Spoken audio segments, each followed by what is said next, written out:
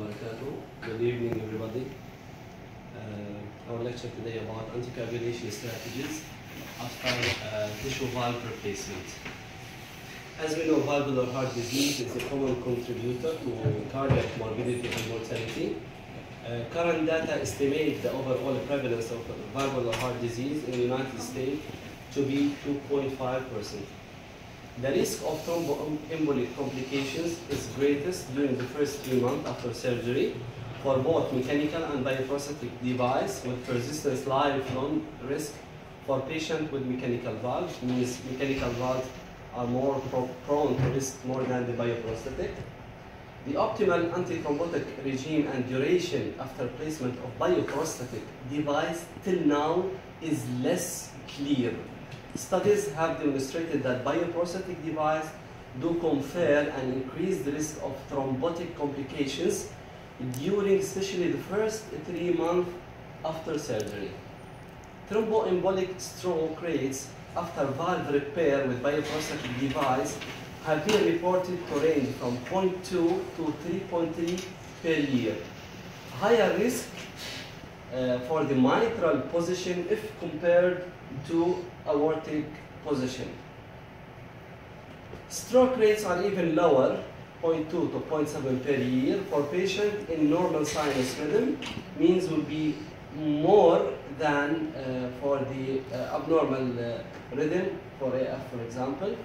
Several studies have addressed whether traditional anticoagulation with vitamin K antagonist therapy is needed after bioprosthetic valve replacement. So valve procedures, we have mechanical and bioprosthetic valves. The mechanical examples, caged tickling disc bileaflet that we are using here in the National Guard. While the tissue valve, we have the tissue valve, animal tissue valve, it's termed as heterograft, and the human tissue valve. The human tissue valve can be homo or autograft. Homograft from deceased human donor, a dead person. Autograft from patient's own tissue. It started the homograft in 1956 and 1962. 5 years of survival rate, 85%, while reoperation is 22% on the first 5 years. While on the 10 years, the reoperation rate is more high, 62%, and survival rate 66%, and which decreased also for 15 years. The survival will be 53%, and the reoperation is very high, 85% reoperation. The homograft, as we mentioned, is valve transplanted from another person, while autograft from one position to another with the same person.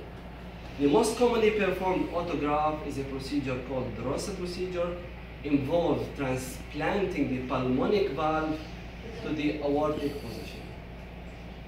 The ACCP recommendations, American College of Chest Physicians, vitamin K, the target INR for the bioprosthetic is 2 to 3, as you see, grade 2C recommendations, and aspirin suggested over vitamin K antagonist or over warfarin for the first 3 months after transcatheter aortic bioprosthetic valve replacement. Also, it's grade 2C. If we will see here, it's nothing grade 1A for bioprosthetic valve. Aspirin 50 to 100 is suggested over vitamin K antagonist therapy for the first 3 months after bioprosthetic aortic valve replacement, who are in sinus rhythm and have no other indication. This is grade 2C recommendation.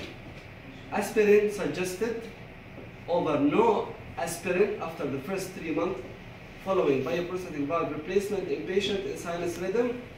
Also, it's grade 2C. For the first 3 months, this is ACC-AHA. After the first 3 months after bioprosthetic valve replacement, also class 2B recommendation.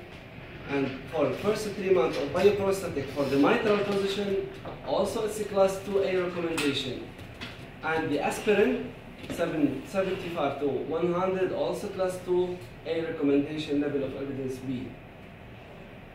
There are, as I mentioned before, there are no class 1 recommendations in 2014. This is the latest one in 2014, supporting use of vitamin K antagonist. The ACCHA does, however, offer a class 2A recommendation supporting warfarin therapy for the first 3 months after bioprosthetic valve replacement at the mitral position, and the class 2BA supporting warfarin for the first 3 months for the aortic position, means favoring the mitral over the aortic.